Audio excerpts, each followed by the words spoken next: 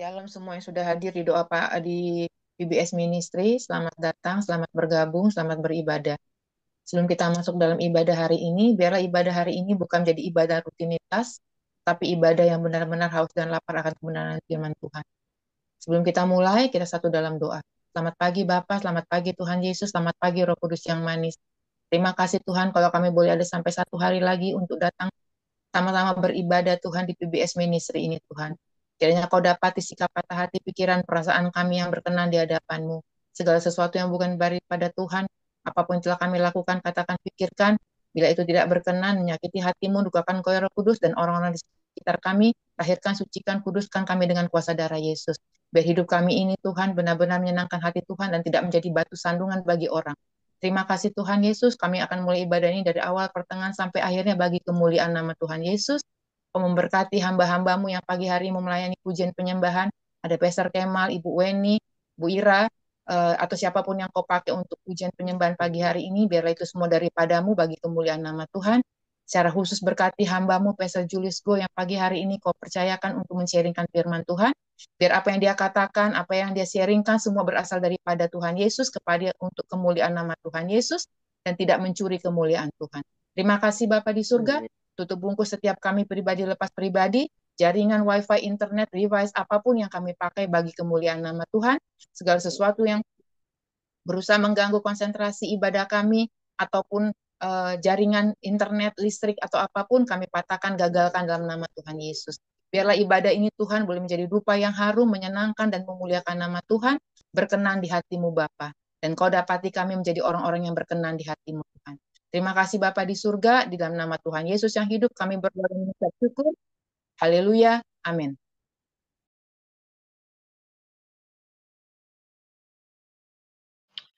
Baik, kita akan sebelum mendengarkan firman Tuhan, kita akan bersama-sama untuk mendengarkan sebuah pujian.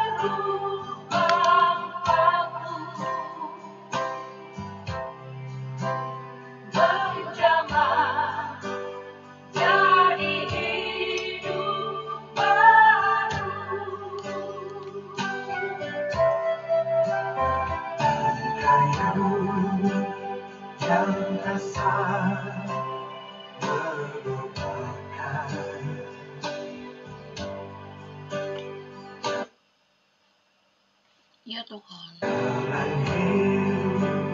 Yang penuh kegagalan, puji Dia selama-lamanya, sebab sanggup merubah hidupku. Dan ku yakin darah Yesus yang suci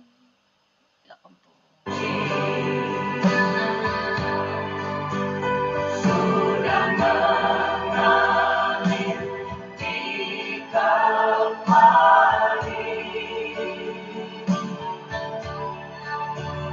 Bila zaman berlalu, dunia menderu, ku tetap pegang salib.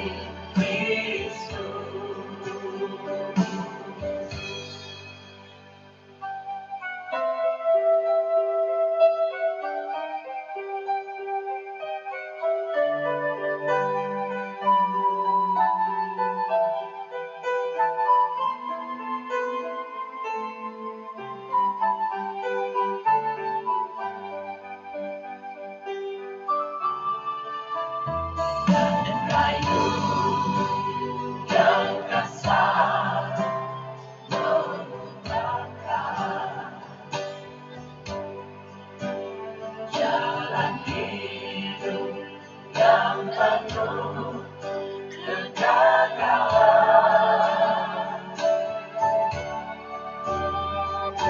Puji Dia selama-lamanya, sebab Sang mengubah hidupku. Dan ku yakin darah Yesus yang suci sudah mengalir di Kalvari. Bila zaman berlalu, dunia menderu, ku tetap pegang salib Kristus. Bila zaman berlalu, dunia menderu, ku tetap pegang salib Kristus. Ku tetap pegang salib Kristus.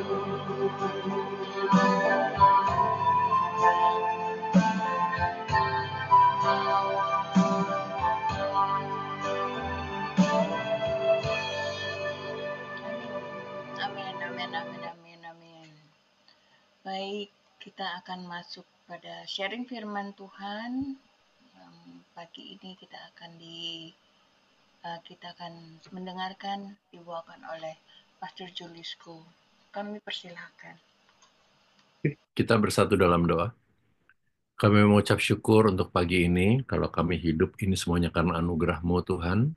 Dan kami mau mengatakan terima kasih, dan terima kasih Tuhan. Kami diberikan kehidupan untuk kami dapat menikmati kebaikan Engkau, menyaksikan kesetiaan-Mu, mengalami kecukupan yang dari Engkau, dan mengalami perlindungan dari Engkau.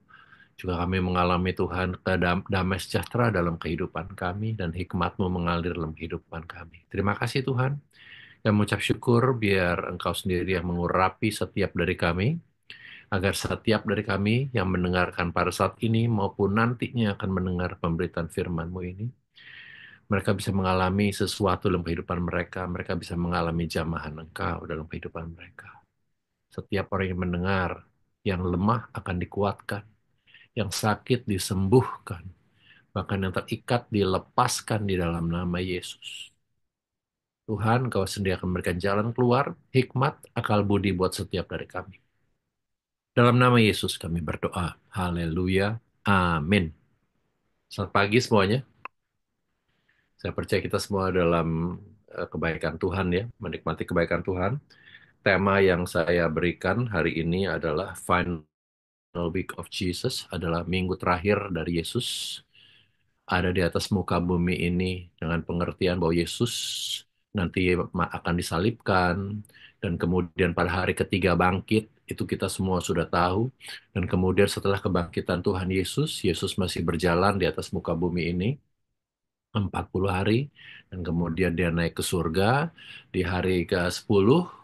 Kemudian Bapa mengirimkan Roh Kudus kepada setiap murid-murid di atas muka bumi ini.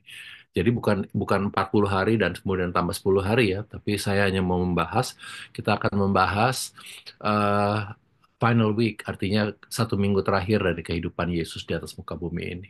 Kita semua tahu bahwa Yesus dikandung oleh Maria. Artinya Yesus, Maria sendiri sebagai ibunya, dia hanya menjadi satu tempat, dan kemudian Yesus dimasuk, bukan Yesus, artinya dia akan mengandung Yesus dan kemudian akan melahirkan Yesus. Bukan dari benih Yusuf, bukan dari benih bapak duniawinya, tapi dari Roh Kudus dia dikandung, ya. Dan kita semua tahu Yesus berjalan selama 30 tahun menjadi anak tukang kayu. Dan kemudian Yesus di usia ke-12 ketika Yesus dibawa ke bait Allah. Untuk pertama kalinya Yesus kemudian semuanya pada pulang kembali ke rumah, ternyata Yesus tertinggal. Dan kemudian ketika Yusuf dan Maria menyadari di mana Yesus, mereka datang kembali lagi dan mereka menjumpai Yesus bertanya jawab dengan orang-orang ya di bait Allah. Kemudian kita semua tahu bahwa mujizat pertama yang dilakukan oleh Tuhan Yesus adalah mujizat mengubah air menjadi anggur. Kita semua tahu ya. Itu dalam Yohanes 2. Dan kemudian Yesus dibaptis dan lain sebagainya. Uh, Dicobai di padang gurun selama 40 hari. Kemudian Yesus dibaptis. Kemudian langit terbelah dan kemudian Roh Kudus turun dan kemudian ada suara yang mengatakan inilah anak yang kukasihi, kepadanya lah aku berkenan. Dan kemudian Yesus memulai pelayanannya ya. Selama 3,5 tahun Yesus ada di atas muka bumi ini. Ya, kemudian inilah yang kita mau bahas 1 minggu eh, sebelum Yesus disalibkan. Dengan kata lain, minggu terakhir. Ini seperti kita nih, tanggal 18 ini akan merayakan Jumat Agung. Ya, apa yang dia lakukan sih? Ya, yuk kita buka firman Tuhan. Saya hanya mau mengatakan tentang eventnya ya. Nanti kita diskusi aja. Pasti ada ayat-ayat yang akan saya bukakan. Tapi kita lihat dari Matius 21 dulu deh. Matius 21.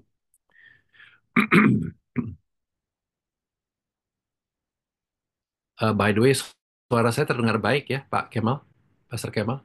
Oke, terima kasih. Ya, di sini yang pertama adalah momennya Yesus masuk ke kota di atas keledai, ya. Di Matius 21, kalau dilihat judul perikopnya adalah Yesus dielu-elukan di Yerusalem. Saya akan bacakan dengan agak cepat ya. Ketika Yesus dan murid-muridnya telah dekat Yerusalem dan tiba di Betfage yang terletak di Bukit Zaitun, Yesus menyuruh 2 orang muridnya dengan pesan, "Pergilah ke kampung yang di depanmu itu, dan di situ kamu akan segera menemukan seekor keledai betina tertambat dan anaknya ada di dekatnya. Lepaskanlah keledai itu dan bawalah keduanya kepadaku. Dan jikalau ada orang yang menegur kamu, katakanlah, Tuhan memerlukannya. Ia akan segera mengembalikannya." Ayat 4 ya. Hal itu terjadi supaya genaplah firman yang disampaikan oleh Nabi. Katakanlah kepada putri Sion, lihat, rajamu datang kepadamu, ia lemah lembut dan mengendarai seekor keledai beban yang muda. Maka pergilah murid-murid itu dan berbuat seperti yang ditugaskan Yesus kepadanya. Mereka membawa keledai betina itu bersama anaknya lalu mengalasinya dengan pakaian mereka dan Yesus pun naik ke atasnya.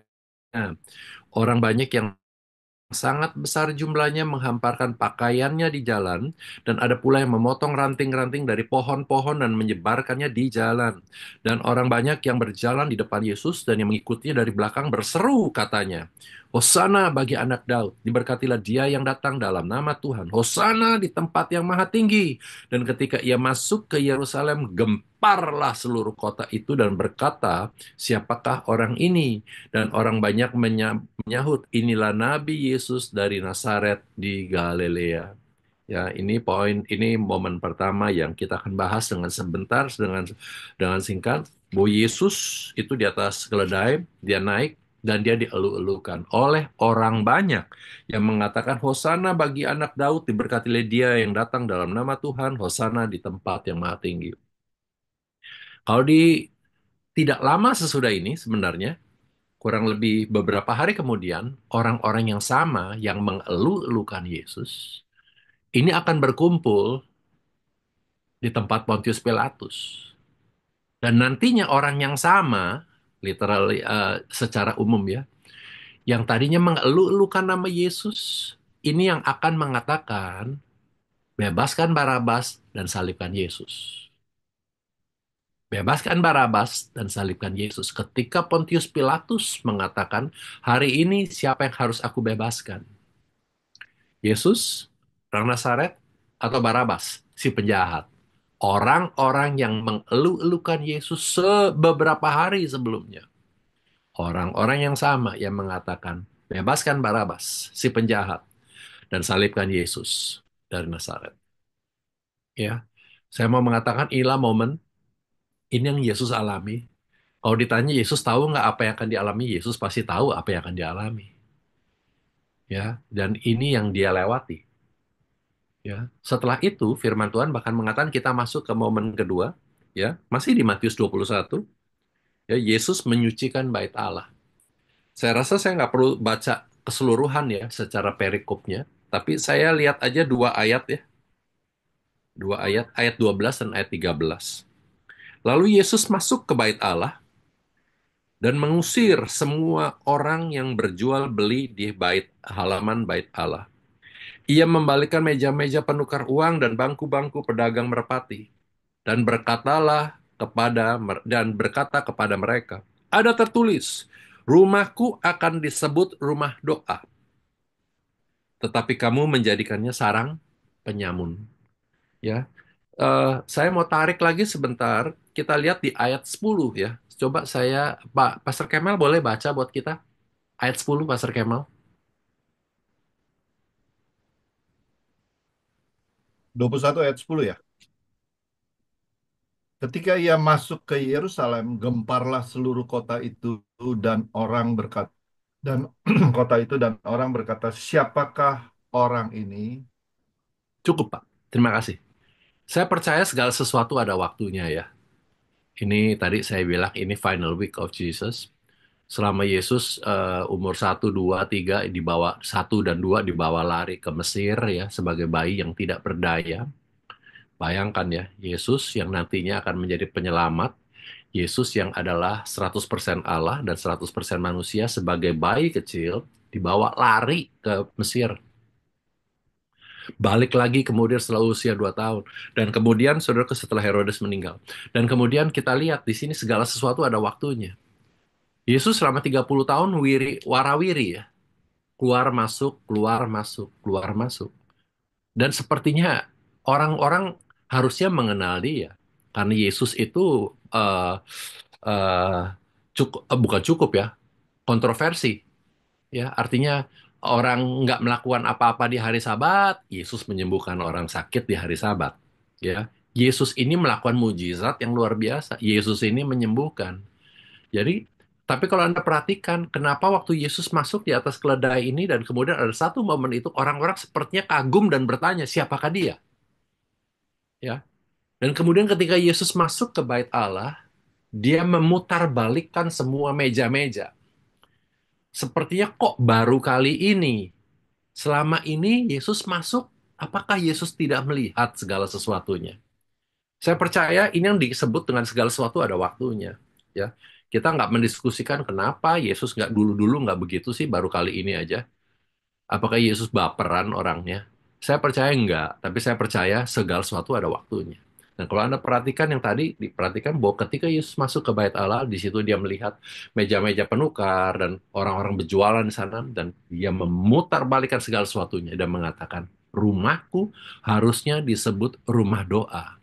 Dalam tanda kutip, dia membersihkan, cleansing of the temple. Rumahku harusnya disebut rumah doa. Mengapa engkau menjadikannya sebagai rumah penyamun? Ya, ini momen kedua yang kita bentar lagi akan lanjutkan bahwa yang terjadi ya di hari-hari di minggu-minggu terakhir sebelum Yesus disalibkan. Ya, kemudian kita akan melihat setelah melakukan hal ini, ya, kemudian dia masuk ke dalam yang sangat terkenal yaitu Last Supper, perjamuan kudus. Di perjamuan kudus juga banyak hal yang terjadi. Ya, pembasuhan kaki oleh Tuhan Yesus itu hanya tercatat di kitab Yohanes, ya. Sama seperti Yesus mengajarkan tentang Roh Kudus, itu semuanya aku akan menjanjikan, aku akan pergi supaya Bapa mengirimkan engkau seorang penolong, itu adanya cuma di kitab Yohanes, ya. Eh, pembasuhan kaki hanya dicatat di kitab Yohanes, dan itu semua terjadi di sebelum masa-masa di mana Yesus akan makan bersama dengan murid-murid Yesus. Ya, Yesus yang mengatakan kamu jangan meninggalkan kota ini sampai engkau diperlengkapi. Itu di mana semuanya di Last Supper. Ya, yuk kita lihat sama-sama yuk. eh, kita semua tahu ya, Last Supper ini. Di Matius juga bisa sih. Ya, Matius 26 kalau gitu kalau di situ. Ya, penetapan perjamuan. Matius 26, Matius 26. Ini harus ya. Ini semuanya semuanya di sini ya muncul nih. Ya, Yesus mengkhianat sebelum itu Yesus juga mengkhianati Yesus ya. Yudas mengkhianati Yesus. Kita lihat di Matius 26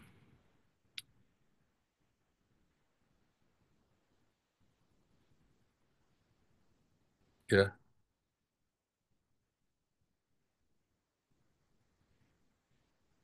Yuk kita lihat sebentar ya. em, Ayat pasal-pasal dari Anda bawa Alkitab ini nggak ya? Jadi ada perikop judulnya ya. Pastor Kemal nggak pakai Alkitab atau ada Alkitab? Ada ya? Sip. Perikop 1 sampai 5, Pastor. Perikopnya apa, Pastor?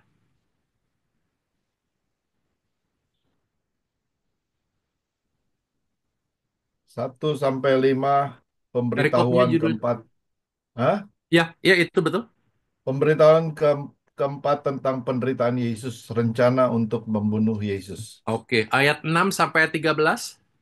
Yesus diurapi. Oke, ayat 14 sampai Yesus, 16. Yudas mengkhianati Yesus. Ayat 17 berikutnya. 11 ya, Yesus makan Paskah dengan murid-muridnya. Ayat 26 penetapan perjamuan Tuhan. Iya, ayat Ayat 30. 31 Petrus akan menyangkal Yesus. Oke, ayat 36. 36 di Getsemani. Empat Terus puluh tujuh. kemudian 47 Yesus ditangkap.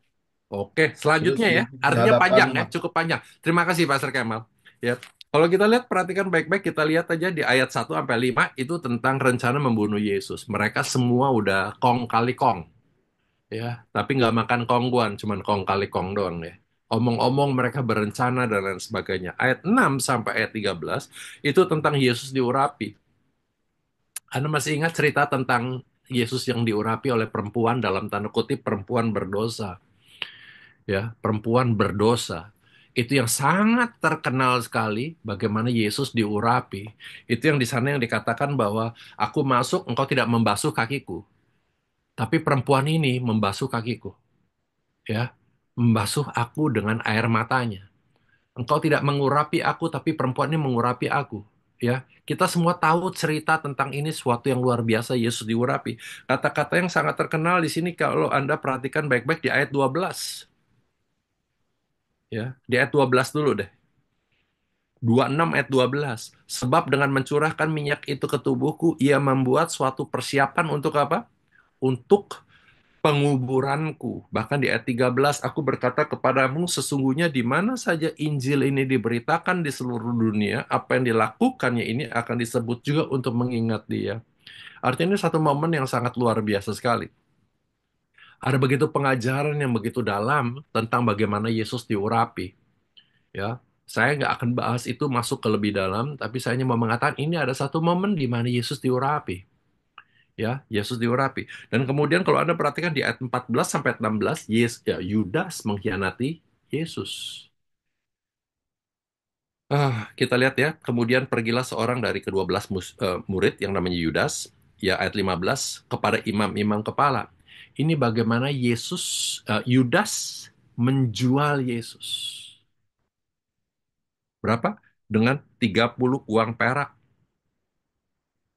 Ya, ini yang kemudian kita tahu ketika nanti Yudas menggantung dirinya, uang ini semuanya juga keluar. Ya, dan saya mau mengatakan ini momen di mana Yudas bersekongkol dan kemudian firman Tuhan mengatakan sejak saat itu ia mencari kesempatan yang baik untuk menyerahkan Yesus. Ia akan kasih kode nanti yang gue deketin yang aku akan cium itu orangnya, tangkap orangnya. Saya percaya banyak sekali kesempatan di mana Yesus mau dibunuh ya selama pelayanannya.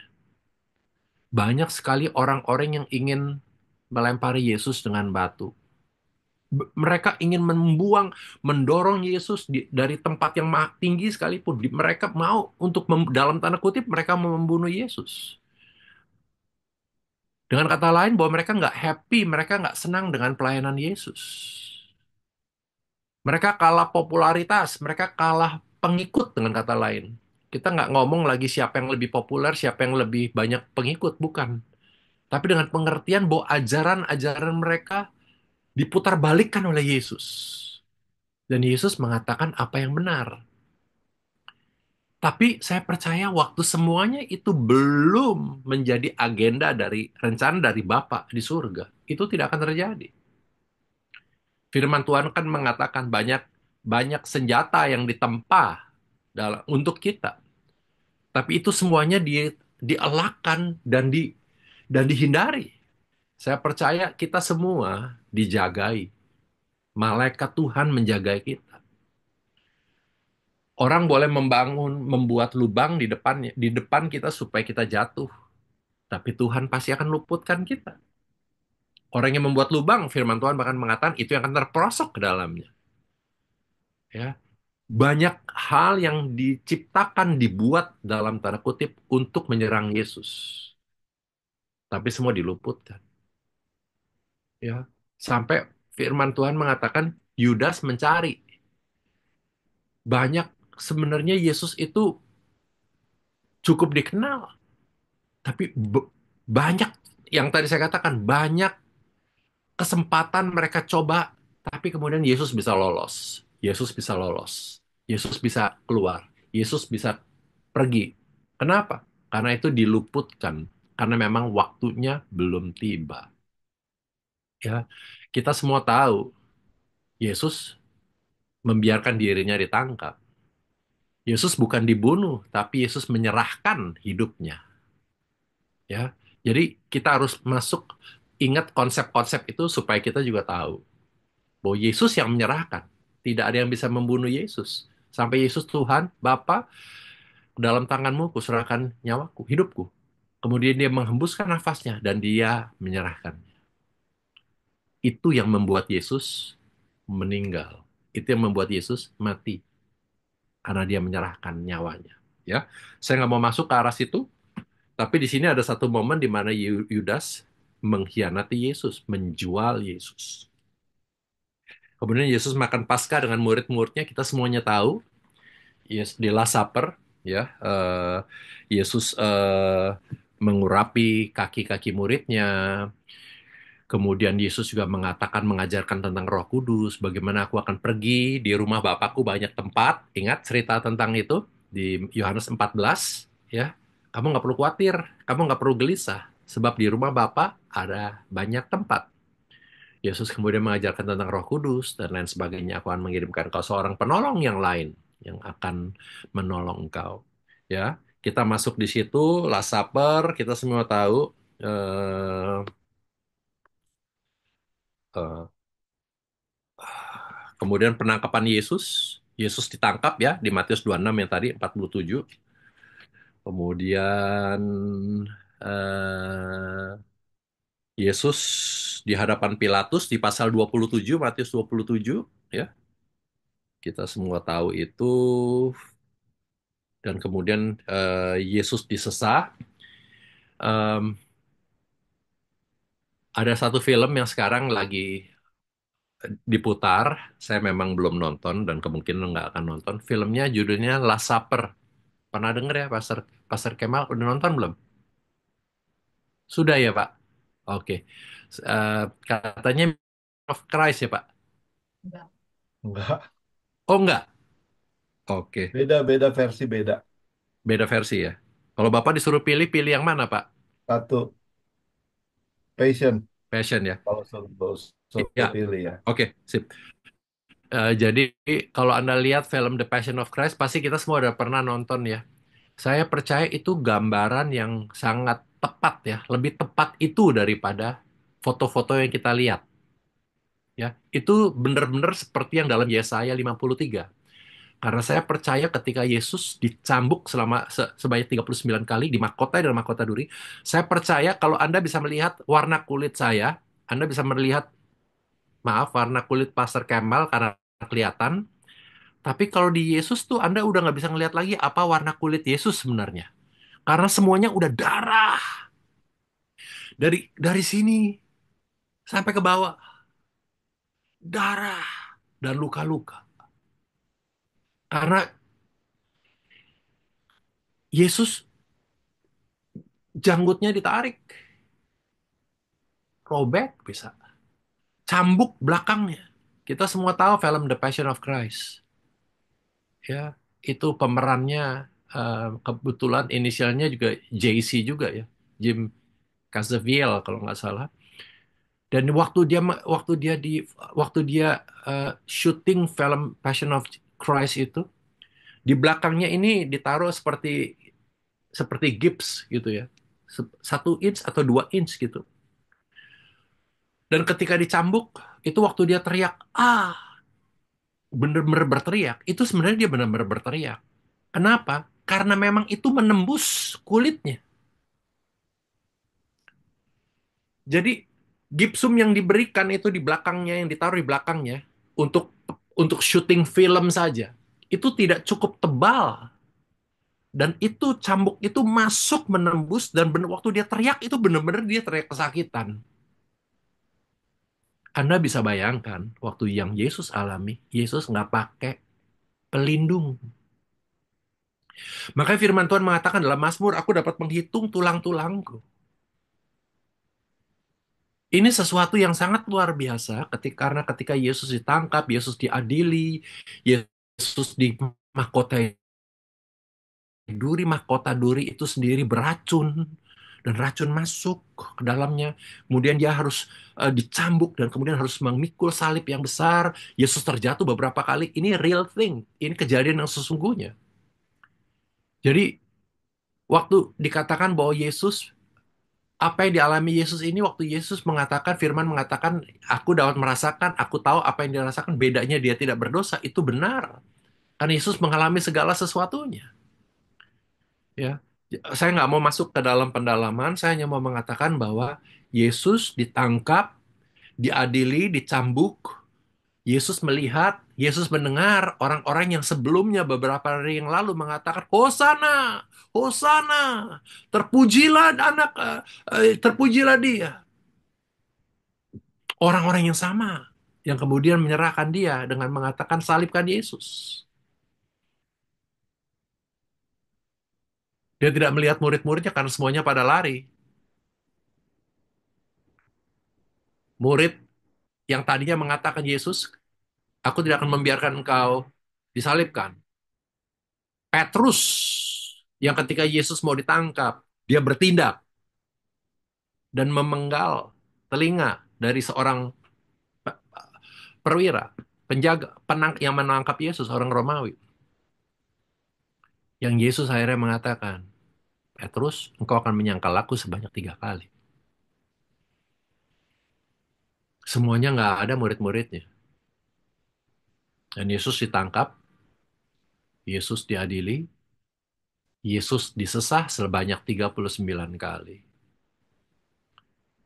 Ada fakta ajaib ya. Ini Ibu Weni dokter ya. Menurut ini yang saya dengar ya, memang menurut peraturan Romawi, orang Yahudi, itu nggak boleh, harus 40 minus 1, 39 kali. Itu yang maksimum dicambuk. Saya pernah dengar bahwa di dalam dunia ini begitu banyak penyakit. Ya, begitu banyak penyakit. Tapi menurutnya ada 39 main, apa ya, main illness kali ya, penyakit utama. Dari 39 ini tercerai menjadi begitu banyak penyakit di atas muka bumi ini. Itu hanya mau menunjukkan bahwa itu tepat sekali. Apa yang dialami oleh Yesus sebanyak 39 kali disesah, setiapnya itu benar-benar menyembuhkan kita. Saya harap ini bukan cucologi ya, tapi karena itu yang saya pernah dengar, saya hanya sharing. Tapi firman Tuhan, saya percaya firman Tuhan yang mengatakan dari ujung kepala rambut sampai semuanya itu mengalir darah Yesus. Dan firman Tuhan mengatakan oleh bilur-bilurku engkau disembuhkan. Ya, saya mau kita lihat apa yang dialami oleh Yesus. Ini final hari terakhir, seperti yang saya tadi katakan, hari Minggu terakhir apa yang dialami oleh Yesus. Yesus kemudian disalibkan. Seperti yang tadi saya katakan, Yesus bukannya dibunuh, tapi Yesus yang menyerahkan hidupnya. Ya, ya dia yang mengatakan Bapa, Eli Eli lama sabachthani. Saya percaya Yesus mengalami segala sesuatunya, mengapa engkau meninggalkan aku. Saya percaya selama Yesus Bapa boleh di surga dan Yesus di atas muka bumi ini, tapi dia dan Bapa adalah satu. Makanya waktu setiap orang bertanya, di mana Bapa? Engkau menyebutkan Bapa, Bapa, di mana Bapa? Tunjukkan kami Bapa. Yesus mengatakan, kalau engkau melihat aku, engkau melihat Bapa. Karena Bapa dan aku adalah satu. Dia tidak pernah terpisah. Secara geografis, Bapa di surga, Yesus di atas muka bumi ini. Tapi dia tidak pernah terpisah. Baru ketika di atas kayu salib, waktu dia mengatakan, Bapa, mengapa engkau meninggalkan aku? Untuk sesaat lamanya. Ketika ia mati, dia mati. Ini substitute-nya di sini, indahnya di sini. Yesus ditinggalkan sementara oleh Bapa supaya Anda dan saya disertai Dia selama-lamanya. Ya, ini kita nggak ngomong ke itu karena itu jadi panjang pendalaman, tapi saya hanya mau mengatakan bahwa Yesus mati di atas kayu salib. Dan kemudian kita semuanya tahu di hari Minggu pagi ketika wanita-wanita murid Ibu Yesus mau ke kubur, Yesus sudah bangkit. Ya, ini saya mau stop sampai di sini. Ya, saya mau mengatakan bahwa ini yang dialami oleh Tuhan Yesus. Banyak hal yang terjadi. Saya nggak masuk secara rinci. Banyak hal yang terjadi. Pengajaran tentang Roh Kudus, janji bahwa Dia akan mengirimkan Roh Kudus, Bapa akan mengirimkan Roh Kudus, tentang rumah yang sudah Bapa sediakan di atas di surga. Ini semuanya terjadi ya selama minggu-minggu terakhir. Yesus mengajarkan mereka bagaimana how to pray di dalam Yohanes 17. Itu pun diajarkan kapan di momen-momen terakhir, di minggu-minggu terakhir. Saya selalu mengatakan begini, murid-murid ini yang dialami, ini yang Yesus ajarkan buat kita semuanya minggu terakhir ini. Ya, saya berdoa supaya Roh Kudus sendiri memberikan kita pendalaman yang lebih lagi. Yang kita bahas bukan ayat demi ayatnya, yang kita bahas adalah eventnya, ya apa yang terjadi pada Yesus, biar Roh Kudus sendiri memberikan kita penerangan. Kalau tiba-tiba kita nggak klik sesuatu, biar itu yang kita pelajari, ya kita tangkap itu dan kita pelajari, eh, biar Roh Kudus sendiri yang mengajarkan buat kita firman Tuhan, kita belajar firman Tuhan lebih lagi. Amin. Yuk kita bersatu dalam doa. Bapak Surgawi, terima kasih Engkau memberikan kami sesuatu yang luar biasa. Kami belajar dari kehidupan Yesus selama Yesus ada di atas muka bumi ini, selama minggu terakhir ketika Yesus masuk dielu-elukan sebagai anak Allah yang Maha Tinggi, sebagai nabi dari Nazaret, dan dia dielu-elukan, dan kemudian sampai Engkau mati, ditangkap, dikhianati, perjamuan kudus, mengajarkan doa, mengajarkan tentang Roh Kudus, diurapi, dan kemudian Tuhan kau dikhianati, engkau ditangkap, engkau disesat, engkau disalibkan, bahkan engkau mati di atas kayu salib, sampai engkau bangkit kembali, dan engkau bangkit, dan engkau hidup, dan hidup untuk selama-lamanya untuk setiap dari kami. Terima kasih Tuhan, Engkau sangat luar biasa. Hamba berdoa buat setiap dari kami yang di tempat ini, bahkan yang akan mendengar pemberitaan firman-Mu ini lewat YouTube. Tuhan, Engkau urapi, dan Engkau terus bicara buat setiap dari kami. Dalam nama Yesus kami berdoa. Haleluya. Amin. Amin. Amin. Sebelum kita masuk dalam diskusi yang akan dipimpin oleh Pastor Kemal Mamusum, kita mau bersyafaat. Dan nanti setelah selesai dari diskusi, doa penutup akan dilayani oleh adik, maksud saya Daniel, untuk nutup dalam doa penutup setelah diskusi. Sekarang kita masuk dalam ruang doa syafaat. Terima kasih Bapak, kalau kami boleh sampai pada pagi hari ini belajar tentang kebenaran firman Tuhan, di mana momen-momen satu minggu terakhir sebelum Engkau masuk dalam yang akan kami peringati dengan nama, kami memperingati wafatnya Tuhan Yesus. Kami tidak merayakannya Tuhan, khususnya hambamu ini Elizabeth Pani. Kami memperingati Tuhan wafatnya Tuhan Yesus dan akan merayakannya pada Paskah tanggal 20 April. Biarlah Tuhan dalam kami rangka satu minggu menuju memperingati di mana Tuhan Yesus telah wafat bagi setiap kami. Kau menyerahkan nyawamu bagi setiap kami. Biarlah firman yang kami baca pada hari ini termaterai dalam hati pikiran kami Tuhan, dan oleh pertolongan Roh Kudus kami dimampukan Tuhan untuk mengaplikasikan betapa besar dan luar biasanya kasih-Mu dalam hidup setiap kami. Terima kasih Bapa di surga, terima kasih Tuhan Yesus. Hamba mengucap syukur juga buat hambamu yang kau pakai dengan luar biasa, Pastor Julius Go, yang mana pagi hari ini menjadi saluran berkat pemberitaan firman Tuhan. Di momen-momen satu minggu menuju Tuhan, masuk dalam Jumat Agung, yang mana engkau menyerahkan nyawamu, terpisah saat dengan Bapa di surga. Terima kasih Tuhan. Kami tahu Tuhan dari semua peringatan itu satu hal yang kau takutkan adalah terpisah dari kasih Bapa. Tapi kami yakin dan percaya itu kau lakukan untuk membuat setiap kami diselamatkan, untuk bisa masuk dalam hidup kekal selama-lamanya. Karena kami tahu Tuhan, kalau kami diselamatkan bukan dengan jasa kami, tidak ada jasa kami Tuhan, tapi itu 100% adalah kasih karunia-Mu Bapa. 100% itu adalah keselamatan yang daripadamu Tuhan Yesus. Bela pembelajaran hari ini Tuhan dipakai dalam setiap hidup kami oleh pertolongan Roh Kudus, dimampukan untuk mengaplikasi dalam seluruh hidup kami. Terima kasih buat hambamu kalau pakai luar biasa Tuhan, Pastor Juliusku. Memberkati pelayanannya, rumah tangga, usaha, pekerjaannya, istri, anak, keluarga, dan keluarga besarnya. Dan melalui pelayanannya Tuhan, banyak orang jiwa-jiwa dimenangkan bagi kemuliaan nama Tuhan. Kau pakai hidupnya lebih lagi Tuhan. Pewahyuan, hikmat, marifat dari surga yang maha tinggi kau pakai buat Pastor Julius Tuhan. Terima kasih Tuhan. Hamba juga berdoa ya Tuhan, buat setiap kami yang sudah ada pada saat ini Tuhan, buat hambamu Ibu Ira Tuhan yang kau pakai untuk saluran berkat bagi pujian penyembahan. Biarlah pujian penyembahan kami itu boleh menjadi dupa yang harum, bukan pujian penyembahan yang tidak berkenan di hadapan-Mu, tapi adalah pujian penyembahan yang benar-benar Tuhan menjadi dupa yang harum. Di mana Tuhan, pujian penyembahan itu membawa kami masuk dalam hadirat Tuhan. Kau berkati Ibu Ira, suami, anak, keluarga, dan keluarga besarnya. Biar apa yang mereka doakan, mereka kerjakan, Tuhan Yesus buat berhasil. Yang mereka rindukan, Tuhan jawab. Apapun kebutuhan mereka, Tuhan yang cukupkan. Terima kasih Bapak di surga. Hamba berdoa juga secara khusus buat Pastor Kemal, Mamusung beserta Ibu Weni, Ibu Dokter Weni Tuhan. Biarlah Tuhan kau pakai kedua hambamu ini dengan caramu yang luar biasa. Kau memberkati Pastor Kemal, Mamusung Tuhan.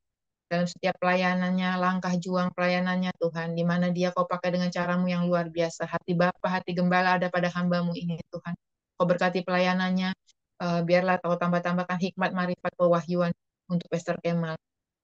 Berikan dia kesehatan, kekuatan yang daripada Tuhan. Pertolongan, penyertaan Tuhan sempurna buat Pastor Kemal. Juga buat istrinya Ibu Dokter Weni Tuhan. Kau pakai kedua hambamu dengan caramu yang luar biasa.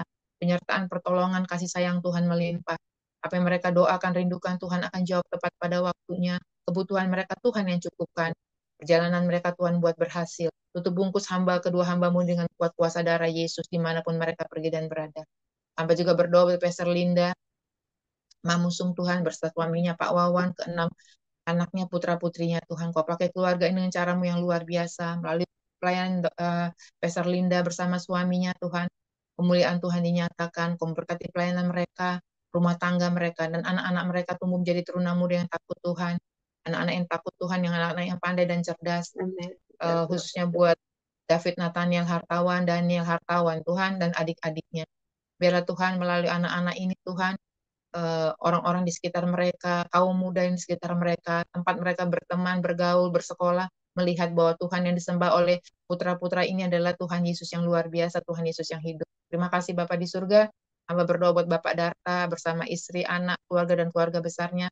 Diberkati dalam pelayanan, rumah tangga, usaha, pekerjaan, perjalanan mereka. Istrinya, anaknya Tuhan, menjadi anak-anak yang takut Tuhan, anak-anak yang pandai cerdas. Pak Darta kau pakai Tuhan, dalam pelayanannya, khususnya juga pekerjaannya, perjalanannya Tuhan buat berhasil. Terima kasih Bapak di surga. Hamba juga berdoa secara khusus buat Ibu Tirsa Yolanda Haspers Tuhan, di mana saat ini beliau juga mengadakan kegiatan di gerejanya Tuhan. Biarlah Tuhan melalui hidupnya Bu Tirsa melayani Tuhan lebih sungguh lagi Tuhan. Nama Tuhan Yesus dipermuliakan. apa yang dia kerjakan, apa yang dia lakukan Tuhan buat berhasil. Diberkati Bapak Chris Hasper Tuhan. Secara khusus ya Bapak dalam pekerjaannya, dalam pelayanannya Tuhan. Dari manapun kedua hamba-Mu ini melayani Tuhan, kemuliaan Tuhan dinyatakan, berkat Tuhan berlimpah. Kau berkati Tuhan putrinya Tuhan, Keisha Florence Tuhan. Hamba berdoa buat Keisha Tuhan, biar dimanapun Tuhan menempatkan dia, baik dalam pelayanan, dalam pekerjaan, Kau berikan dia lagi roh takut akan Tuhan. Dia memakai masa muda yang sungguh-sungguh untuk kemuliaan nama Tuhan. Terima kasih Bapak di surga.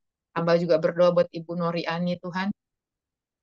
Mungkin saat ini belum ada bersama kami, tapi kami yakin dan percaya Tuhan dimanapun dia melayani Tuhan, kemurahan, kemuliaan Tuhan dinyatakan, diberkati pelayanannya, diberkati pekerjaannya, diberkati opung yang dia jaga Tuhan. Tutup bungkus Ibu Nori dengan kuasa darah Yesus, biar kemanapun dia pergi dan melangkah, kemuliaan Tuhan dinyatakan, nama Tuhan Yesus dipermuliakan.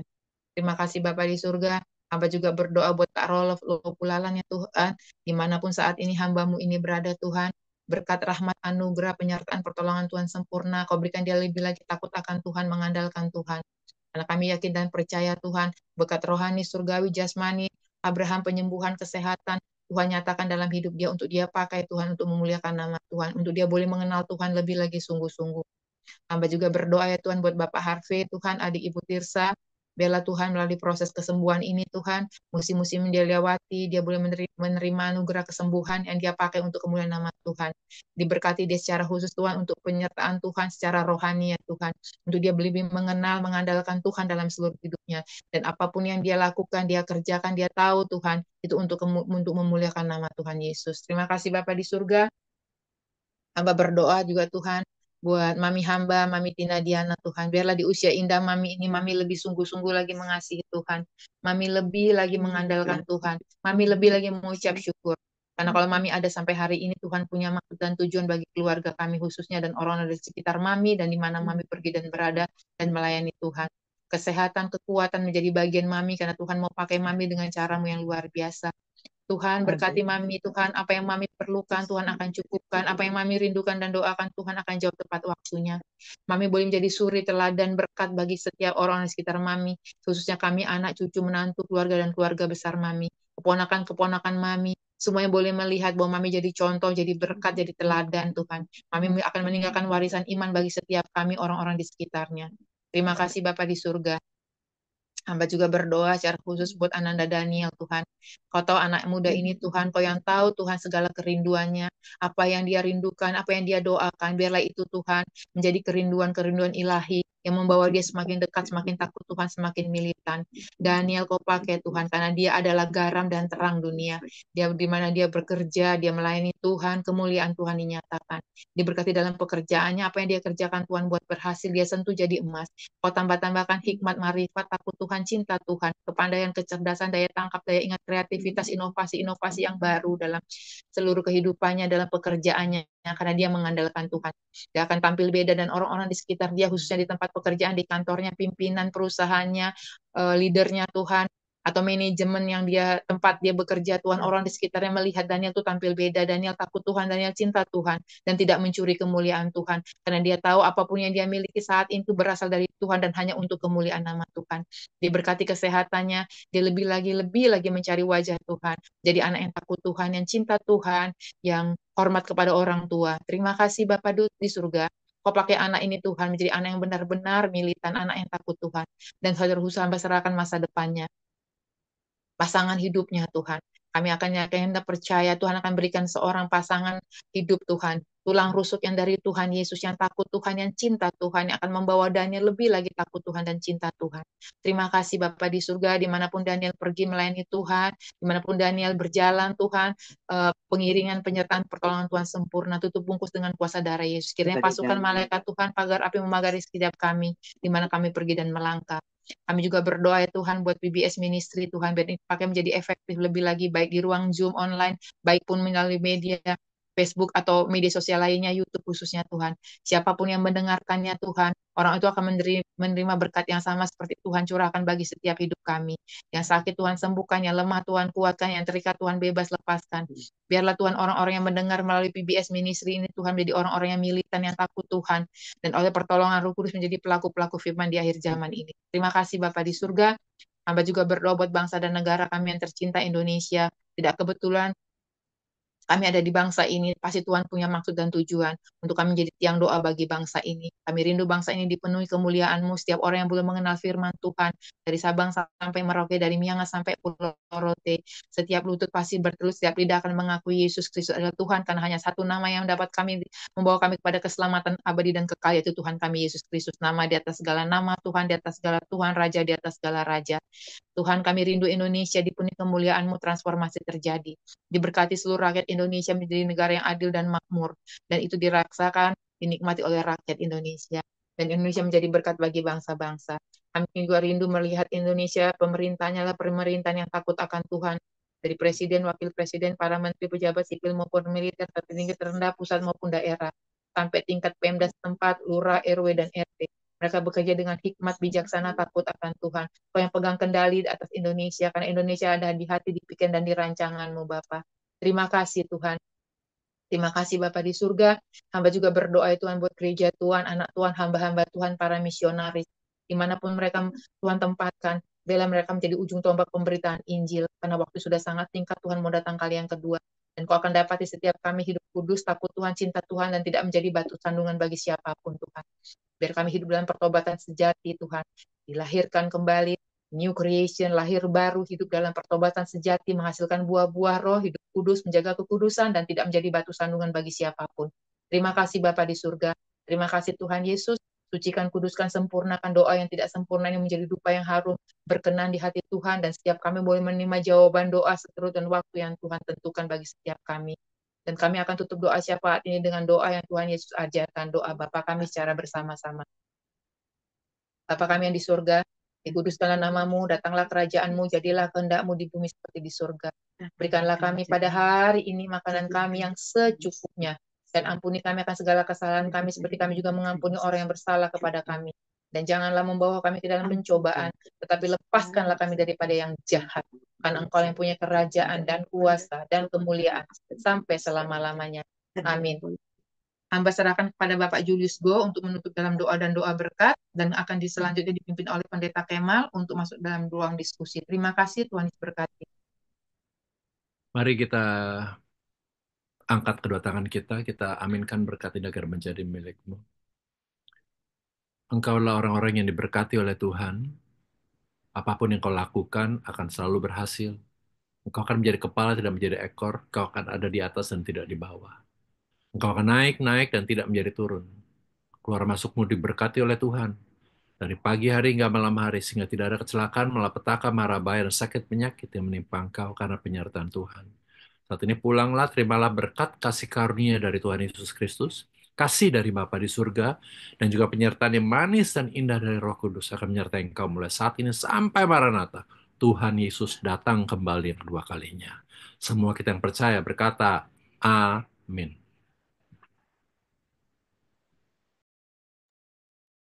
Amin. Terima kasih, Pastor Julius Go. Luar biasa firman Tuhan hari ini. Memang minggu terakhir di mana Yesus menjelang kematiannya, ya seperti kita tahu dalam film tadi, Passion of Christ, kita bisa merenungkan, kita nggak tahu bagaimana kita mati, tetapi Yesus tahu bagaimana dia akan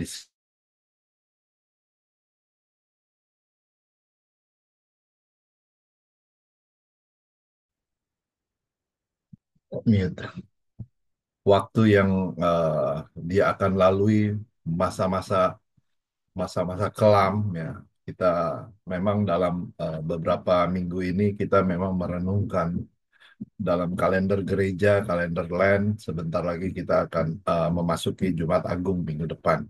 Oke, mungkin ada memang belum nggak fokus ke beberapa ayat ya, satu ayat atau dua ini mencakup banyak ayat. Mungkin jadi kalau ada pertanyaan atau ada kesaksian, bagaimana kita menyelami tadi, bagaimana kita memperingati kematian Yesus dalam kehidupan kita. Tadi Pastor bilang, Pastor Julius bilang, Yesus bukan mati dibunuh, dia menyerahkan diri. Ya, kalau kita lihat penghakimannya itu yang Yesus alami itu penghakimannya nggak adil gitu. Dia di istilahnya apa ya? Bukan diadili, tetapi dia dieksekusi. Ya, itu sesuatu yang tragis gitu. Tapi itu yang harus dia lewati. Bagaimana yang menyedihkan, bagaimana dia dikhianati oleh eh, murid-muridnya, termasuk Rasul Paulus, termasuk Yudas. Ya, kalau ya Rasul Paulus dia tahu, Rasul Paulus, Petrus dia tahu eh, dia akan menyangkal 3 kali. Yudas dia tahu dia akan mengkhianati. Ya, itu ada proses-proses yang menyakiti hatinya. Ya, tapi kita tahu Petrus akhirnya dia bertobat. Yudas dia tidak bertobat. Ya, intinya adalah bagaimana dia lewati saat-saat terakhir. Oke, silakan ada yang mau komentar atau ada yang mau kasih masukan bagaimana kita melewati, memperingati hari eh, Yesus di kematian Yesus dalam beberapa 1 minggu ke depan. Silakan, Ibu Weni duluan deh. Hmm, Kayaknya oke. dia udah buka-buka buku dari tadi, Buku Alkitab. udah mempersiapkan diri, Sambil Ya, sarapan tadi kayaknya. udah sarapan. Silakan, Bu. oke. Kalau dari saya ya, bagaimana final week ini adalah banyak ayat yang kita bisa pelajari, banyak ayat yang kita bisa renungkan. Ini peristiwa-peristiwa yang memiliki makna teologisnya yang sangat mendalam ya. Betul. Terutama kita belajar mengenai event-event sebelum karya agung keselamatan Kristus yang dia lalui melalui kematian. Bahkan juga tadi sudah disinggung akan kebangkitannya. Inilah menjadi momen titik tolak untuk pemahaman lebih lanjut mengenai tema-tema persiapan akan pengampunan dosa, pengorbanan dirinya Yesus, kesetiaan, bahkan juga mengingatkan tentang pengkhianatan, bahkan oleh seorang murid yang hampir berapa tahun dia ikut bersama-sama dengan dia. Peristiwa ini juga kalau saya bilang yang kita baca tadi ya direnungkan, bisa direnungkan itu inspirasi sih untuk memikirkan kembali bagaimana saya khususnya dapat hidup setia kepada Tuhan di tengah tekanan dan tantangan hidup. Terima kasih itu modal untuk saya dan karena tadi yang saya paling berkesan adalah ketika ini semua kurang lebih sudah dinubuatkan oleh Nabi Yesaya 53 itu ya semuanya itu terjadi momen-momen ketika kita detik-detik untuk dia masuk ke dalam salibnya dia ini adalah inti dari berita salib sih kalau saya lihat ya. Salib yang berarti kasih Allah dinyatakan dengan korban yang sangat besar, korban paling suci, paling agung, anak Allah menjadi korban, tapi yang diingatkan di sini adalah bahwa kita seperti tadi ada beberapa dari dari Matius 26 yang 1 sampai 75 itu mengingatkan kita untuk semua yang ada ini kita kita udah proses sudah bisa tahu akhirnya. Nah, bagaimana kita menyikapinya, bagaimana kita meresponnya, mensyukurinya akan kita ini suatu kehormatan. Kita akhirnya ditebus dan bagaimana kita menghargai penebusannya itu. Kalau saya itu di tengah tekanan dan tantangan hidup. Oke, itu aja kalau dari saya. Terima kasih. Ya, terima kasih. Nggak ada pertanyaan kayaknya. Jadi kita merenungkan ya. Ada satu buku yang saya pernah baca itu bahwa eh, salib yang Yesus pikul atau siksaan yang Yesus alami itu yang terdahsyat dari manusia diciptakan sampai akhir. Nanti nggak ada lagi yang lebih sadis dari itu gitu. Memang betul-betul bagaimana seperti saya bilang kematiannya brutal ya. Kelahirannya pun brutal juga dia ditolak di mana-mana. Kita lihat ya, dia mau dibunuh. Tadi udah bicara dia sampai dia diungsikan ke Mesir. Bagaimana itu prosesnya begitu gitu. Jadi intinya adalah Yesus memang datang ke dunia ini selama 33,5 tahun ini memang dia harus melalui proses-proses itu untuk mati untuk keselamatan kita yang percaya ya. Nggak semua orang, tetapi kita yang percaya kepada Kristus. Oke, silakan ada yang lain. Mami Tina, Mami.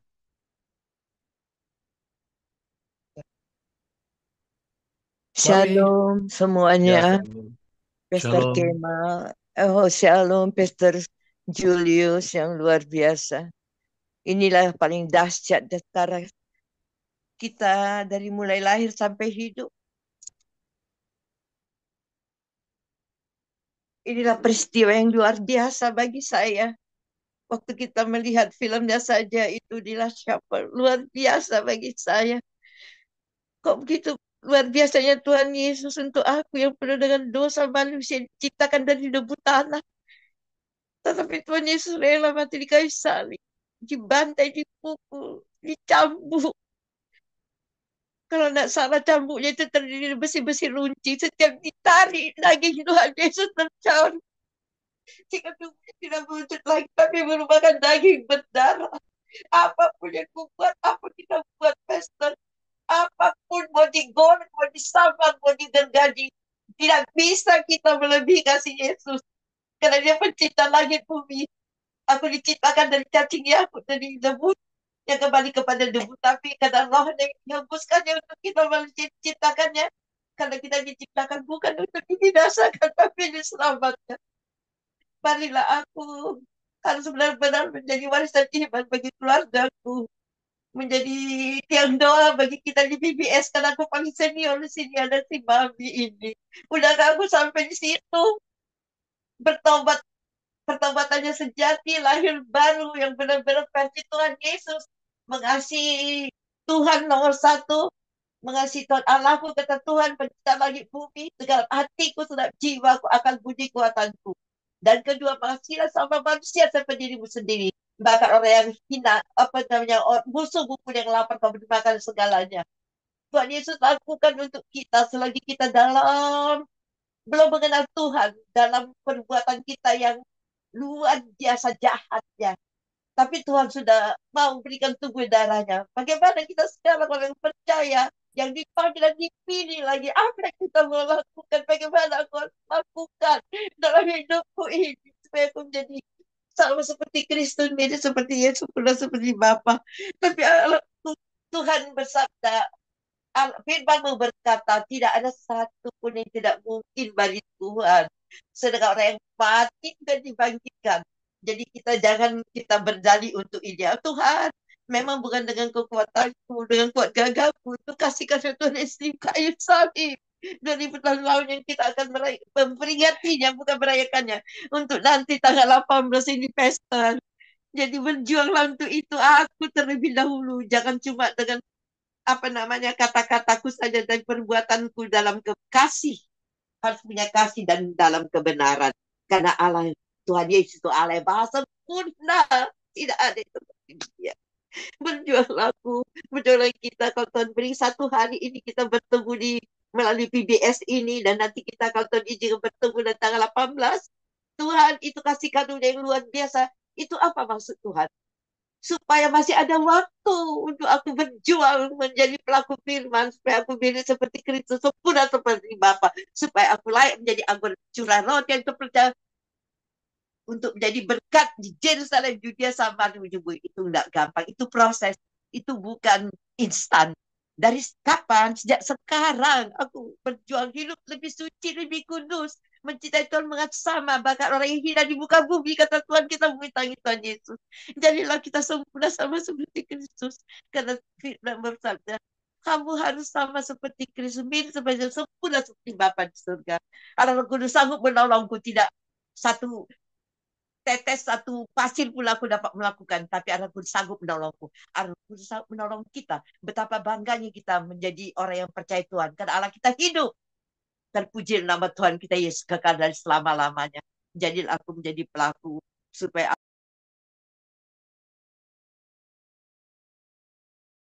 Ya, terima kasih Mami. Mungkin nggak ada pertanyaan juga. Merenungkan bagaimana kematian Yesus, ya, memang perlu kita renungkan karena apa? Bagaimana kita mengasihi Dia lebih ketika kita tahu penderitaannya Dia luar biasa. Ya, oke, silakan. Ada yang lain? Ada yang lain lagi? Ibu Fani silakan. Habis itu Ibu Ira. biar nanti mami. Saya nanti terakhir aja, sebelum Daniel aja, Pastor. Saya Oke, serahkan sama yang lain dulu aja. oke, silakan Ibu Ira Leni Lopulalan. Mapa. Mungkin ada pertanyaan. Ya, tunggu ini tadi itu sempat aku perhatikan itu. Oh ya, Pastor Pastor Judis tadi bilang Yesus terpisahkan sementara, gitu kan ya? Sementara tadi gitu kan. Jadi itu menarik untuk saya. Bisa tolong dijelaskan yang sementara yang dimaksud itu apa? Karena pemahaman saya sebagai apa namanya Tritunggal itu tidak terpisahkan. Jadi tetap ada, tapi sementaranya ini apa? Ada beberapa yang saya dengar itu adalah Yesus pergi ke dunia orang mati, atau membangkitkan orang mati atau apalah yang Mengambil kunci. ya, ya itu seperti itu.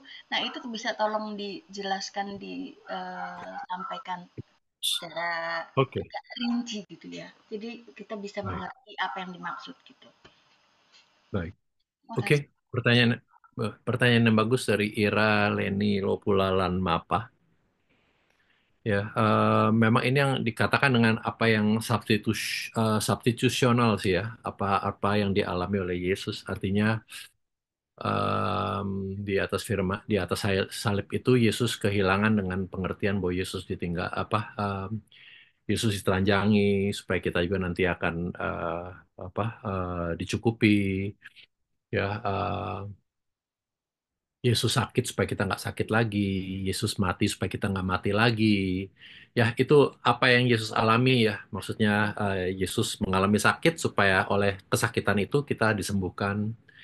Ya, Yesus mati supaya kita beroleh kehidupan. Ya, itu yang disebut dengan Yesus dibuat miskin, nggak punya apa-apa, tidak meninggalkan apa-apa. Ya, artinya tidak memiliki apa-apa, diambilin semuanya dari pakaiannya, semuanya supaya kita nanti dicukupi dalam segala kelimpahannya.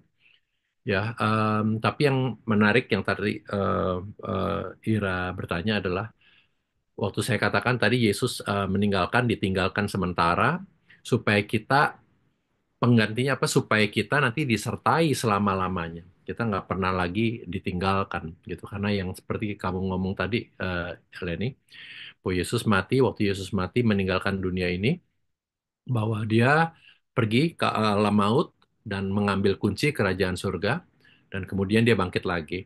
Itu untuk sementara, betul ya, artinya untuk sementara dia meninggalkan, ya, tidak bersama-sama di alam maut, ya, supaya kita lagi tidak mengalami maut dan kita akan hidup untuk selama-lamanya. Pengertiannya sih itu ya, maksudnya yang waktu dia berseru Eli Eli lama sabachthani, Allahku Allahku mengapa engkau meninggalkan aku? Karena dia tahu sebentar lagi dia akan menyerahkan nyawanya, sebentar lagi dia akan terpisah dari antara alam maut ya dengan alam maut di mana dia mengambil yang tadi kunci kunci kerajaan dan kemudian dia bangkit kembali dari antara orang mati. Pengertiannya sih sebenarnya itu ya. Kalau Pastor Kemal mau menambahkan, monggo. Cukup jelas ya, gitu. Jadi kalau kita lihat dari pengertian substitute itu pengganti, harusnya kita ya, karena dosa-dosa kita. Untuk kita berbuat baik pun nggak bisa gitu. Karena apa? Kita terikat oleh dosa. Makanya Yesus menggantikan untuk apa? Untuk eh, memikul dosa-dosa kita gitu. Orang-orang yang percaya kepada Dia gitu. Makanya di sana dikatakan tadi ada bagaimana apa? me- Tadi yang Ira tanya apa tadi? Ke dunia orang mati. Yang Ira tanya tuh, Ra, apa tadi? Yang mana? Yang terpisah, Yang terus banyak banyak apa namanya tanggapan dari orang bahwa Yesus pergi ke dunia orang mati untuk membangkitkan orang oh mati ya dan ya ya ya betul. Ada kan Yesus pergi ke dunia orang mati. Di situ memang Alkitab bilang menginjili orang mati, ya. Tetapi sebetulnya bukan menginjili orang yang sudah mati, udah nggak bisa diinjil lagi. Tetapi dia mendeklarasikan bahwa siapa dia sih sebetulnya, gitu. Bukan menginjili, bukan evangelis, evangelis gitu. Bukan bukan melayani, nggak. Sudah selesai mereka. Dan di sini kalau dalam konteks firman Tuhan hari ini, bagaimana Bapa, kan kita tahu ya, kalau boleh lakukan cawan ini juga, Eli, Eli lama sabatani. Itu ada 7 perkataan Yesus sebelum itu, sebelum dia naik ke surga. Ketika kita renungkan, memang dia harus lakukan itu. Ya, bagaimana yang kesedihannya itu, bagaimana Bapa ketika dia minta apa nah, Eli, Eli, kenapa engkau Eli, Eli, Eloi, Eloi, lama sabatani itu Allah itu mendiamkan gitu, nggak ada komunikasi sama dia. Artinya apa? Dia harus lewati itu, dia harus taat apa kepada apa perintah, dia melakukan perintah perintah Bapa gitu. Makanya itu adalah saat-saat tragis gitu, saat-saat tragis gitu. Jadi sebetulnya yang Ira bilang benar gitu. Kita juga gitu. Dia nggak terlepas karena dia dan Bapak adalah satu. Bukan itu dia terlepas gitu. Bapak meninggal enggak, tapi karena dia harus melakukan tugas itu. Ya, dia harus melakukan tugas itu. Demikian kalau umpamanya dari saya. Oke, ada lagi yang lain? Terima kasih.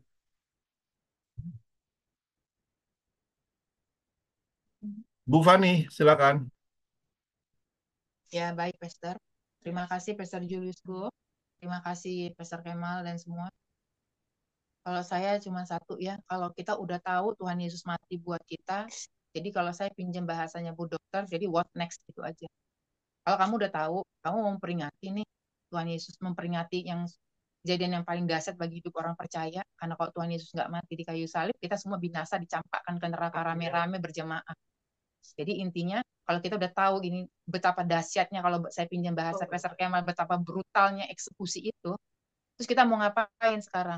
Ya udah nggak ada jalan lain kecuali lahir baru, menjadi ciptaan yang baru, hidup dalam pertobatan sejati, menghasilkan buah-buah roh, jaga kekudusan, hidup berkenan, menjadi pelaku firman, tidak menjadi batu sandungan. Udah itu aja sebenarnya.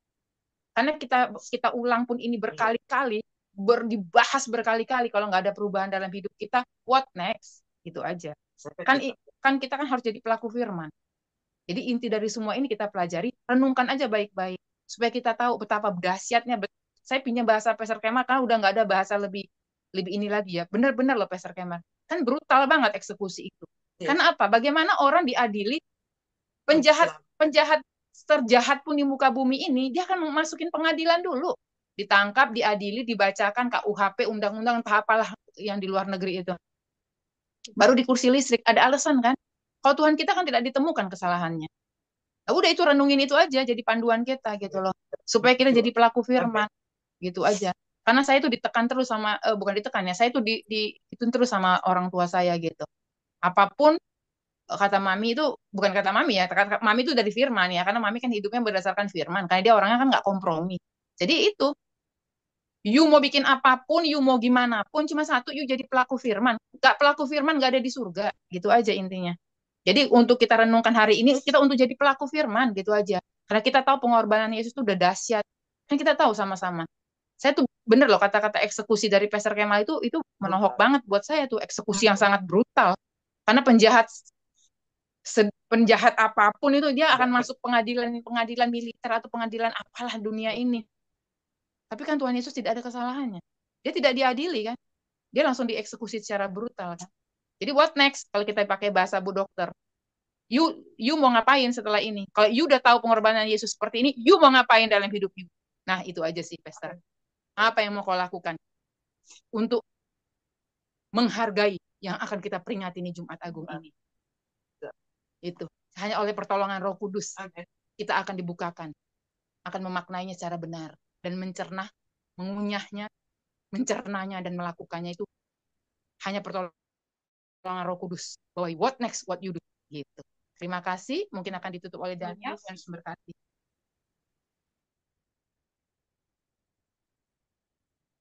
Oke, terima kasih.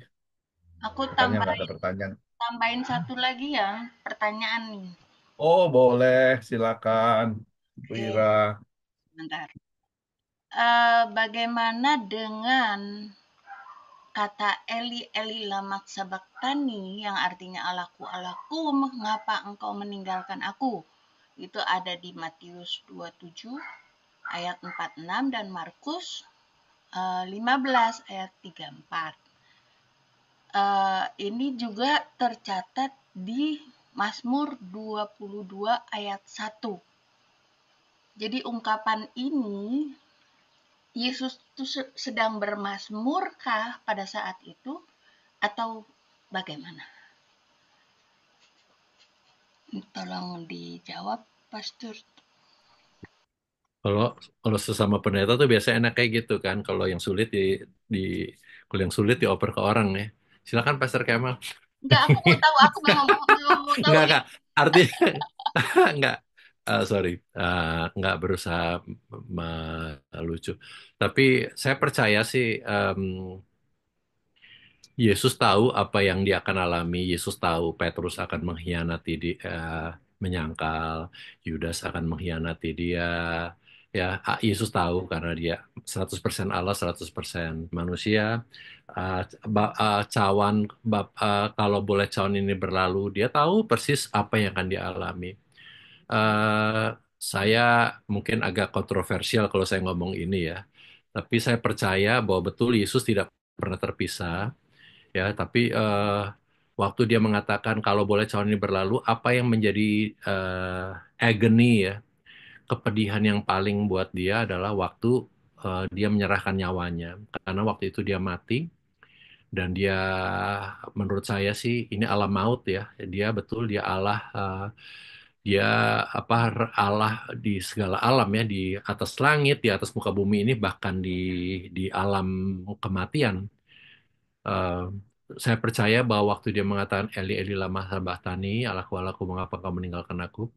Karena menurut aku ya, menurut saya, correct me if I'm wrong, Pastor Kemal dan semuanya, di saat-saat seperti itu memang menurut saya sih dia ditinggalkan. Artinya dengan pengertian bahwa he's alone ya, dia sendiri gitu loh. Betul sebelumnya dia mengatakan aku dan Bapa adalah satu, tapi waktu yang dia alami ini dia sendiri gitu loh. Allah kan nggak mati sama-sama dia dengan pengertian gitu. Kalau dia mati artinya Bapak juga mati dong di dalam dia.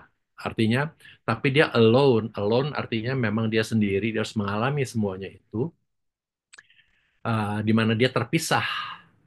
Makanya itu yang tadi saya katakan dia terpisah untuk sementara supaya kita tidak pernah dipisahkan lagi bersama-sama dengan dia. Karena Roh Kudus sekarang sudah di dalam kita. Gitu loh. Artinya itu yang uh, Yesus dia diambil segala sesuatunya, dia mati telanjang dalam keadaan yang tidak memiliki segala sesuatu supaya kita memiliki segala sesuatunya di dalam Kristus. Jadi menurut saya pengertian Eli Eli lama sambatannya adalah waktu dia benar-benar terpisah. Apa yang menjadi ketakutan terbesar adalah bukan karena dia akan mengalami kematian brutal, tapi apa yang dia takuti adalah karena dia terpisah dari Bapak. Karena dia harus menyerahkan nyawanya. Dia mati dengan pengertian. Itu yang menurut saya kalau boleh cawan ini berlalu. Bukan karena nanti wah gila banget nanti gua mati gua akan diginiin. Nggak adil banget. Ini mah dieksekusi namanya. Ini mah brutal banget. Saya menurut saya ya betul itu suatu yang menakutkan karena dia juga manusia. Tapi dia lebih lagi merasa bahwa nanti ada momen di mana dia terpisah untuk sementara dari Bapak. Itu menurut saya. Silakan Pak Pastor Kemal. Ya, memang apa namanya yang tadi Ira tanya itu mengenai apa tadi Eli, Eli lama. Eli lama sama Sabatani adalah satu momen dia terpisah yang betul. Itu sesuatu yang menyakitkan sekali. Ya, siksaan itu nggak seberapa gitu, nggak dia dia akan lalui gitu. Dia pasti bisa lalui, ya. Bukan karena memang dia alami itu karena dia itu manusia tadi udah dibicarakan ya. Dia manusia 100%. Manusia yang ketika disakiti, ya, kalau tadi dibicarakan 39 kali cambukan, 40 kurang kurang satu, tetapi dalam film itu lebih dari 40 gitu. Karena karena apa? Karena ini kan hukum hukum Yahudi, nggak boleh lebih dari itu hukum Yahudi. Tetapi yang dia alami adalah dia hukum Romawi, orang Romawi yang itu. Karena di setiap cambuk itu ada dua, kalau kita lihat di film ya. Nanti memang kita bisa bahas lagi itu. Tetapi intinya di atas yang itu lebih dari kalau saya baca-baca juga tadi memang lebih dari kalau nggak salah Pastor Yohanes Parapat dia bilang 120 kali berkali-kali lipat hampir 3 kali lipat. Kenapa lebih? Karena itu bukan hukum Yahudi nggak boleh gitu. Betul tadi dia bilang 39 40 kurang 1 39. Tetapi karena yang mengadili adalah karena memang harus hukum Romawi yang bisa menghukum mati itu. Kita tahu kan ceritanya gitu. Memang eh, kesakitan yang Yesus alami itu berkali-kali lipat ya. Jadi di situ dia bilang Eloi, Eloi, lama sabachthani karena dia sebagai manusia juga dia udah nggak kuat gitu. Ditambah lagi Allah mendiamkan dia, terpisah dari itu. Sesuatu yang sesaat gitu. Memang kita tahu juga dalam konteks Allah sama dia adalah satu gitu. Tetapi dalam konteks ini dia harus terpisah karena dia sebagai manusia. Kita tahu kan, kalau umpamanya kita belajar Allah Tritunggal, yaitu dia punya pribadi, dia satu tetapi mempunyai pribadi, mempunyai 3 hakikat gitu, 3 pribadi, yaitu sebagai anak, yaitu sebagai putra, sebagai bapa, yaitu Allah Bapa, dan sebagai Roh Kudus. Gitu. Itu proses-proses yang harus dia lewati. Jadi intinya adalah eh, ketika kita renungkan kematian Yesus, itu memang sangat-sangat tragis gitu. Tadi Bu Fani udah bilang, sangat-sangat, wah, udah nggak ada kata-kata lagi yang lebih dari itu. Kita harus, makanya kita memperingati itu bagaimana kita, karena apa dia lakukan itu? Karena kasihnya kepada kita, sampai dia terpisah dari Allah, dari Allah Bapa itu juga dalam beberapa saat itu, karena apa? Karena kasihnya kepada kita. Jadi itu sih yang dari saya, mungkin kalau ada salah kata, mohon maaf. Jadi silakan Baik, kalau Pastor. Ya, sebelum Daniel, saya tadi mau menanggapi punya Pastor Julius Go. Saya tadi ini agree. Waktu yang dikatakan terpisah itu, waktu yang momen-momen dia bilang, Allah, Allah, Elo, Elo, lama sabatani, jangan, ya Abah, jangan tinggalkan aku. Karena apa? Kalau kita baca dengan teliti di Alkitab itu, saat itu Allah Bapa memalingkan wajahnya. Nah, saat itulah dia terpisah. Kata-kata memalingkan wajahnya itu coba diteliti lebih dalam itu. Kata-kata memaling Allah Bapa memalingkan wajahnya, itulah detik dia ditinggalkan. Mungkin kayak tadi Pastor Julius, kita nggak pakai stopwatch, tapi itulah detik-detik dia ditinggalkan. Itulah saat yang paling menyakitkan buat dia waktu Allah memaling Allah Bapa. Kalimatnya di Alkitab kita baca, saya ambil lagi ayatnya. Allah Bapa memalingkan wajahnya. Itu aja sih, Pastor Kemal, Pastor Julius Go, itu yang saat terpisah dalam tanda petik ya.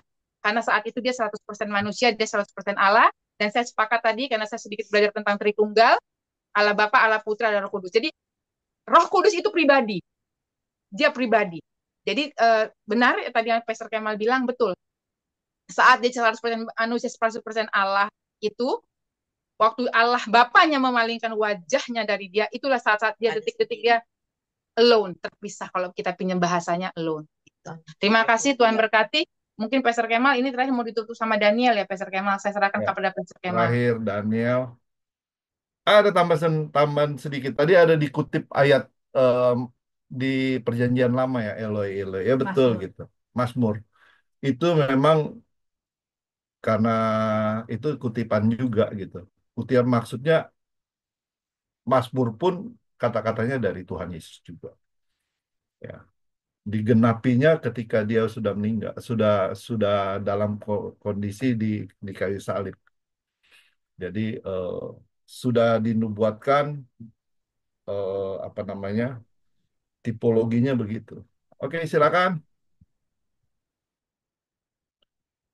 Bro Daniel. Ini aku sekalian nutup ya. Eh, Ya, nggak ada. Sebenarnya, menurut aku kalau untuk tema hari ini tuh em, udah dibahas semua sih. Lebih buat perenungan masing-masing aja. Em, Kalau aku selalu melihat kayak apa yang kenapa Alkitab menulis apa yang Tuhan alami itu, ya satu, ya supaya kita tahu besar pengorbanan Tuhan tadi ya dengan sekian banyak total cambukan, hinaan dan segala macamnya.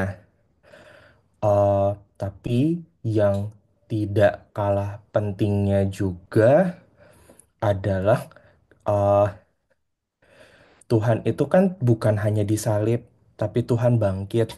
Dan setelah Tuhan bangkit, Tuhan menurunkan Roh Kudus ke masing-masing kita. Dan itu juga yang diberitakan oleh Paulus dan kerabat-kerabat di zaman sampai sekarang lah. Kayak gitu. Jadi mungkin yang yang aku lagi renungkan juga adalah selain daripada segala yang Tuhan Yesus alami di kayu salib sebelumnya dan sampai di kayu salib adalah apa juga yang terjadi setelah itu. Eh, dan mencoba untuk berpikir kayak sebenarnya em, apa sih yang Tuhan mau untuk kita pikirkan? Apakah Tuhan mau untuk kita memikirkan dari sisi sufferingnya dia aja? Karena seperti yang dibahas di sini, even Tuhan pun sudah tahu gitu. Kayak kayak bayangin Tuhan Yesus udah tahu dia akan menderita. Nah, itu ditulis di Alkitab. Aku berpikir kayak apakah itu memang pesan yang Tuhan mau untuk kita ingat-ingat solely kayak gitu tentang sufferingnya.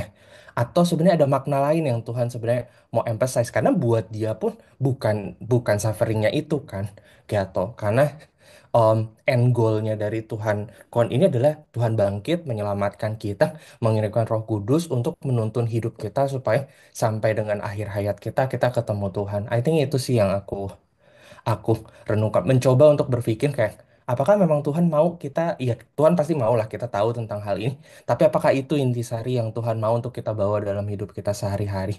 Mungkin itu, jadi aku nggak ngejelasin apa-apa sih, lebih lebih memikirkan internally em, makna dari diskusi atau makna dari bagian ini di Alkitab. Mungkin itu aja sih. eh Mau langsung aku tutup dalam doa kah? ya, nggak ada Oh, pertanyaan kayaknya. Silakan. oke, kalau gitu. eh Mari kita berkumpul dalam doa. Bapak, terima kasih buat anugerahmu, buat kasihmu, sehingga kami boleh berkumpul di pagi hari ini untuk berdiskusi, mendengarkan firman-Mu ya Tuhan, dan sharing satu sama lain akan apa yang kami dapat dari firman yang didiskusikan di hari ini. Biarlah ini tidak berhenti hanya di dalam diskusi ini ya Tuhan, tapi boleh menjadi retrospektif buat kami masing-masing, juga firman-Mu boleh bertumbuh di dalam hati pikiran hidup kami 30, 60, bahkan 100 kali lipat sehingga kami dapat menjalankannya dalam hidup kami masing-masing. Ya Tuhan, berikanlah kami pengertian untuk menyadari dan memahami apa yang sebenarnya Tuhan ingin sampaikan melalui perjalanan air Tuhan di bumi ini, eh, dan mengenai Paskah yang akan kami rayakan sometime next week ya Tuhan. Bapa, kiranya anugerah-Mu yang membuat kami boleh mengerti dan mengubah hidup kami. Tuhan, sebentar kami mau melanjutkan aktivitas kami masing-masing. Kiranya Engkau yang melindungi, menjaga eh, dalam setiap aktivitas yang kami lakukan, sehingga ada penyertaan Tuhan, perlindungan Tuhan buat masing-masing setiap kami. Tutup bungkus ya Tuhan, kuduskan hati pikiran setiap kami, dan biarlah kami boleh berkumpul kembali di next session, di diskusi kami ini oleh karena kasih karunia-Mu. Dalam nama Tuhan Yesus kami berdoa dan kami mengucap syukur. Haleluya. Amin.